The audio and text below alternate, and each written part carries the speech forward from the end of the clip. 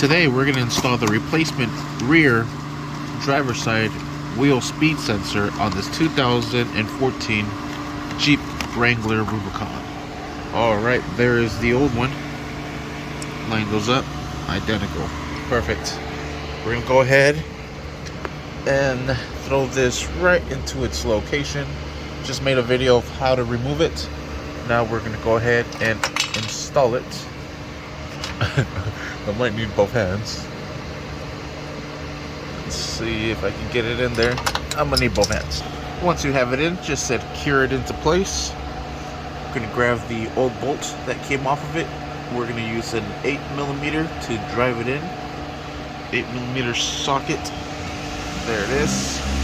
So I'll go ahead and put that sucker in there and start securing it down.